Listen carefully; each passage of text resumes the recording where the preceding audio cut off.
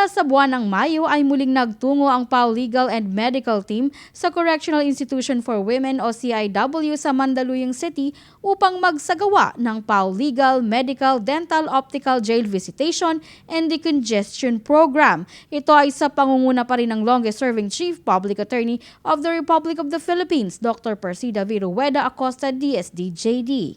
Alam niyo, yung pangako namin, every month, tinutupad namin Every month, ibang mukha ang nakikita ko kasi nagsilaya na yung mga iba di ba? Kitang-kita naman ang kaligayahan sa ating mga women PDL sa muling pagdalaw na ito ng PAO. Katunayan, naghanda ang mga women PDLs natin na senior citizens ng dance performances. Samantala, pinakatapok na bahagi pa rin ng programang ito ang free legal assistance ng PAO. At kabilang sa legal team sa pagkakataong iyon ay si Attorney Bianca ng PAO Central Office Executive Support Staff. Yung client ko po kanina, ang concern, acquitted na po kasi siya. So, pwede na siya makalaya. Ang problema lang po, yung records po sa Bucor, hindi pa po napa-follow up. Kaya ngayon, ang gagawin po ni Pao is i-follow up po yung Bucor tungkol dun sa mga status ng kaso niya. Pagamat newly hired PAO lawyer si Attorney Bianca ay hindi naman bagong bagay sa kanya ang pagsiserbisyo publiko.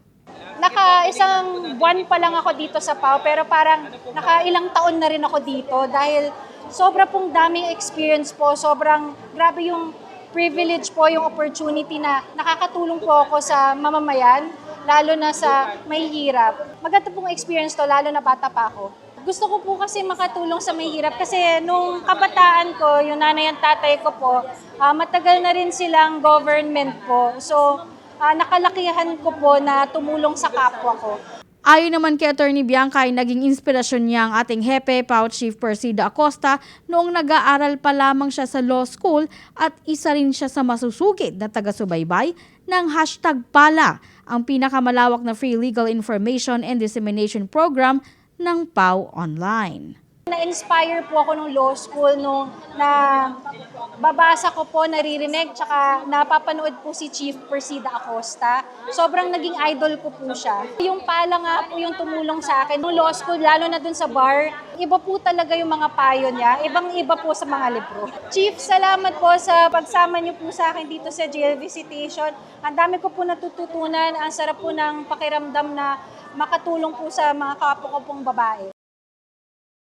Samantala, tinanong naman namin si Attorney Julian na mula rin sa PAO Central Office Executive Support Staff Service na isa ring bagong hire ng PAO.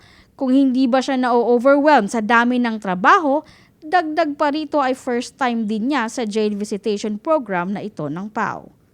Nagsimula po ako sa PAO April 6 po, ngayon lang. Na-overwhelmed din naman tayo sa PAO kasi nga po first time natin. Pero syempre at the same time, as PAO lawyer, we already prepared ourselves. The moment we signed the contract under the Public Attorney's Office, alam natin sa sarili natin na handa na po tayo sa mga ganitong klase ng challenges na may encounter natin sa trabaho. Ayon mismo kay Attorney Julian ay nag-i-enjoy siya sa paglilingkod sa bayan sa pamamagitan ng ating tanggapan at nagpapasalamat siya sa oportunidad na ibinigay sa kanya ng opisina at ng ating hepe. Napakagandang opportunity ng Public Attorney's Office. Personally, in my case, siguro nakikita ko yung sarili ko na magtatagal po kasi sa Public Attorney's Office kasi nag-e-enjoy po ako na maglingkod po sa bayan natin. Chief Persida Acosta, maraming salamat po sa opportunity na binigay niyo po sa akin. Sa tiwala po na kahit po bagong abogado po ako at wala pang masyadong experience sa legal field po, ay binigyan niyo po ako ng opportunity na pumasok sa Public Attorney's Office at ma-share po kung ano yung mga meron po ako in relation sa skills and knowledge ko po.